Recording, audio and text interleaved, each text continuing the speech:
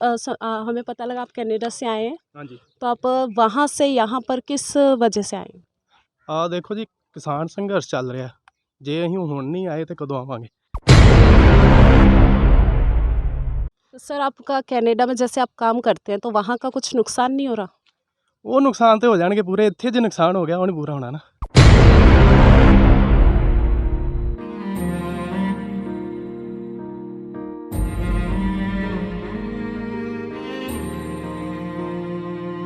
तेरी मिट्टी में मिल जावा, गुल बन के मैं खिल जावा, इतनी सी है दिल की आरज़ू,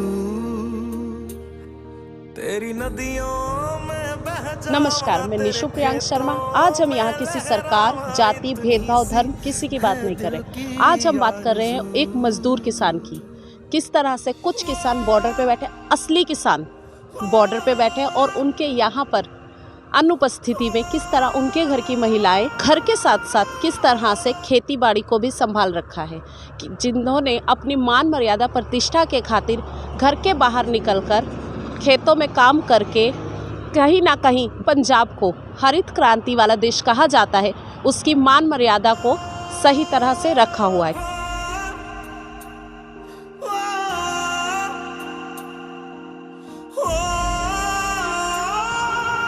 तो चलिए अब मुलाकात करते हैं किसान परिवार की उन महिलाओं से जो घर तो संभाल ही रही हैं, साथ में खेती बाड़ी भी कर रही हैं। सत श्री अकाल। सत श्री अकाल मैडम, आप यहाँ पर जो घर पे कोई भी नहीं है आपके, सिर्फ महिलाएं मतलब जो काम कर रहे हैं, तो आप क्या कहना चाहेंगे? हम यही कहना चाहेंगे कि आंदोलन को हमने मजबूत करना है। हम वहाँ पे किसी को भी ये नहीं कहेंगे कि आप वापस आ जाओ घर पे।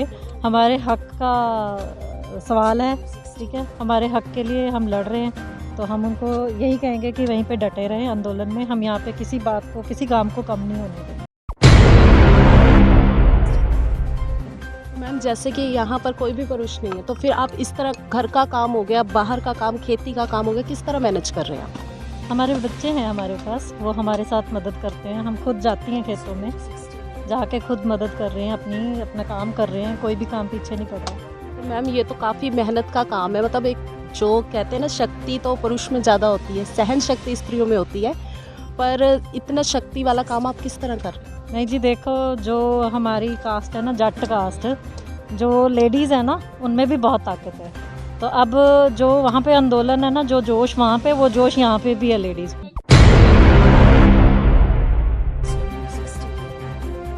अगर ये आंदोलन बड़ा चला या लंबा चला तो आप क्या करेंगे? तब भी हमारा उत्साह इतना ही रहेगा, कम नहीं होगा।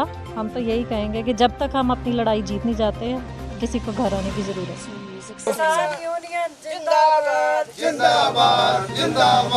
तो चलिए आज हम फिर एक और महिला किसान से मुलाकात करवा रहे हैं, जो इतनी भरी धूप में भी काम में लगे हुए हैं।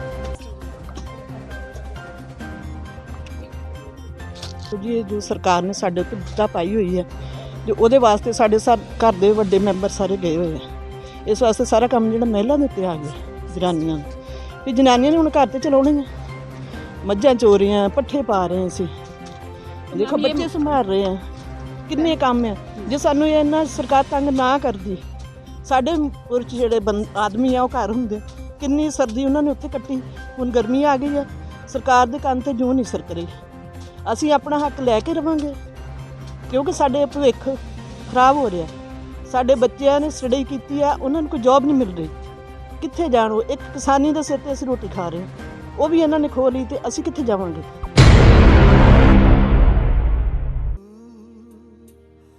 तेरी नदियों में बह जावा, तेरे खेतों में लहरावा, इतनी सी है दिल की आरज़ू। जैसे कि कनाडा के जो ऐशो आराम है, जो लग्जरीज है, वो आपको यहाँ नहीं मिल पा रही। यहाँ पे खेत वगैरह, धूल मिट्टी सब है, तो आपको यहाँ पर आकर किस तरह से संभाल रहे हैं सब? ਚਲੋ ਉਹ ਤੇ ਮਿਸ ਕਰਨਾ ਹੀ ਹੁੰਦਾ, ਪਰ ਜਿਹੜੀ ਮਾਨ ਮਰਿਆਦਾ ਸਾਡੀ ਸੰਸਕ੍ਰਿਤੀ ਇਹੀ ਹੈ, ਮਿੱਟੀ ਤਾਂ ਸਾਡੀ ਇਹੀ ਹੈ, ਅਸੀਂ ਮਿੱਟੀ ਨਾਲ ਜੁੜੇ ਹੋਏ ਹਾਂ। ਜੇ ਅਸੀਂ ਮਿੱਟੀ ਦੇ ਕੰਮ ਨਾ ਆਏ ਤਾਂ ਫਿਰ ਕਿਹੜੇ ਕੰਮ ਆਏ ਨਾ। तो ये थे गुरचरण वीर सिंह, जो कनाडा से स्पेशली यहाँ पर अपनी मान मर्यादा को बचाने के लिए आए हैं, जिससे आंदोलन में संघर्ष कर रहे इनके बड़ों को और बल मिले।